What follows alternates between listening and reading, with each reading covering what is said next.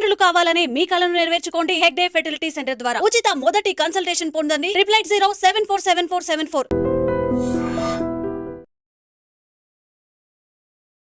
Hi నమస్తే అండి, నేను మీ షేక్ నబీ రసూల్, అనంతపురం జిల్లా ధర్మవరం. 900 సంవత్సరాల ఆయుర్వేదం చేస్తూ వస్తున్న కుటుంబం నుంచి మీ సేవకుని రసూల్ గురూజీని. ఈరోజు తినే ఆహారాలు అదుపు తప్పడం వల్ల ఎన్నెన్నో రోగాలు ఈ దేహాన్ని కబలిస్తున్నాయి. గ్యాస్ ట్రబుల్ అని, హార్ట్ అటాక్ అని, లంగ్స్ ప్రాబ్లం అని, కళ్ళు మంటలు, గుండె దడ, ఈ స్కిన్ ప్రాబ్లం, ఇలా ఈ తినే ఆహారాలు అదుపు తప్పడం వల్ల ఈ వచ్చే రోగాలన్నీ ఈరోజు మానవాళిని అతలాకుతలం చేస్తున్నాయి. మనం ఎంత చెప్పినా చెప్పడం మా బాధ్యత, ఆచరించడం మీ బాధ్యత. ఈరోజు రాత్రిలో గడ్డ పెరుగు తినకూడదు, మజ్జిగ కూడా తినకూడదు. శాస్త్ర ప్రకారంగా సాయంత్రం 7 మనం భోజనం చేయాల. 7 పైన మనం భోజనం చేయకూడదు. ఇది అలనాటి వానరులు అంటే వనాలలో నివసించే నరులు కాస్త పొద్దు ఉన్నట్లే పళ్ళు కాయలు తిని చెట్లపైన నిద్రించేవారు. ఈరోజు పెద్ద పెద్ద బిల్డింగులు మనం నిద్రపోతున్నాం. కాబట్టి తినే ఆహారాల్ని ఎప్పుడు ఎంత తీసుకోవాలా, ఏమి తీసుకోవాలా, ఏమి తీసుకున్న తర్వాత ఏమి తీసుకోకూడదు అనేది ఈ ఆయుర్వేదం మీకు దిక్సూచిగా మారుతుంది. సో ఈరోజు ఈ చర్మ సౌందర్యం పైన, ఈ చర్మం పైన గజ్జి, దురదలు, తామర, సోరియాసిస్ అనేక ఎన్నో రోగాలకి ప్రకృతి మాత ప్రసాదించే ఎన్నో అద్భుతాలలో అద్భుతమైనది చింత చెట్టు. ఈ చింత చెట్టులో సమూలము ఔషధాలే. విశ్వకవి వేమారెడ్డి గారు ఒక్క మాట అన్నారు, ఉప్పు చింతపండు ఊర్లో ఉండగా కరువెట్లొచ్చారా కాపులారా. ఆ మహనీయుడు 100 సంవత్సరాల క్రితమే సమాజంలో చెడుని మంచిని ఇట్లా చెట్లతో తన పద్యాల్లో వినిపించాడు. మహానుభావుడు. ఉప్పు చింతపండు ఊర్లో ఉండగా కరువెట్లొచ్చారా కాపులారా.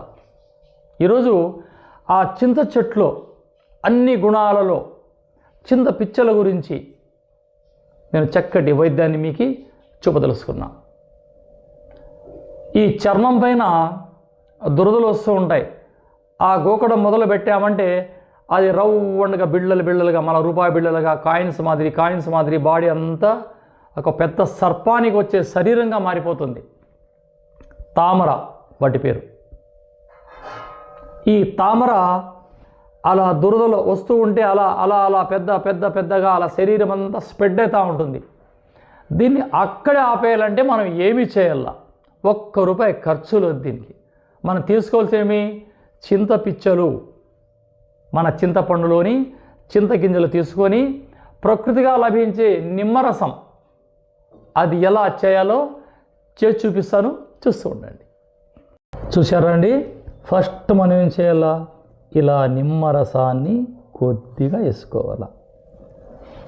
ఆ తర్వాత ఇలా చింతపిచ్చలు తీసుకొని వీటిని బాగా అరగదీయాల.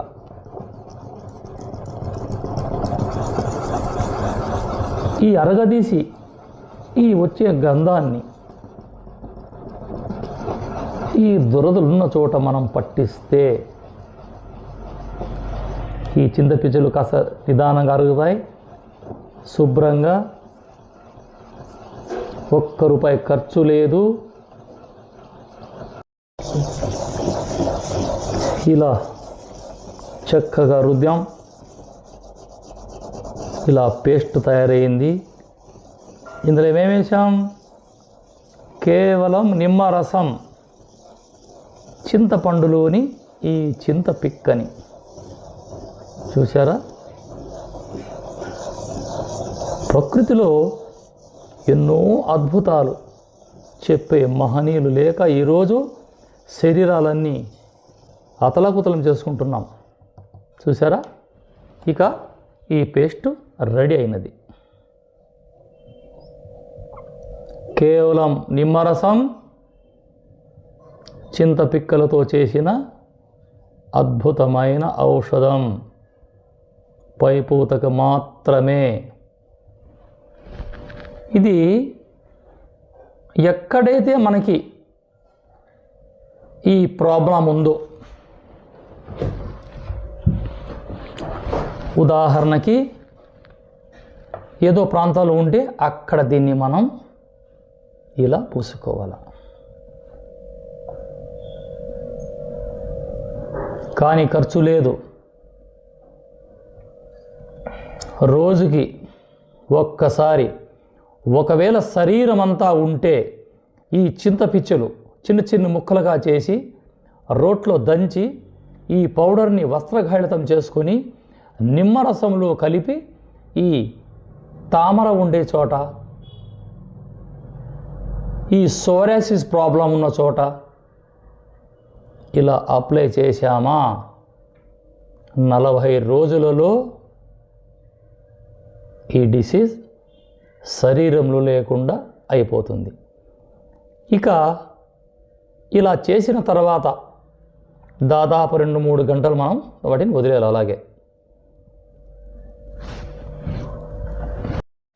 చూశారండి, ఈ విధంగా ఎక్కడైతే మీకు దురదలు, ఎక్కడైతే ఆ దురదలు వస్తూ ఉంటాయి, ఆ రింగులుగా వస్తూ ఉంటాయి, తామర, గజ్జి, సోరాసిస్ ఏదన్నా కానీ కేవలం నిమ్మరసం, ఈ చింతపిక్కలు చేసిన పేస్ట్ని ఇలా మర్దనము చేసి తినే ఆహారాలలో చింతపండు, నిమ్మరసం, పచ్చిమిర్చులు, చేపలు ఇవి లోపలికి మనం తీసుకోకూడదు.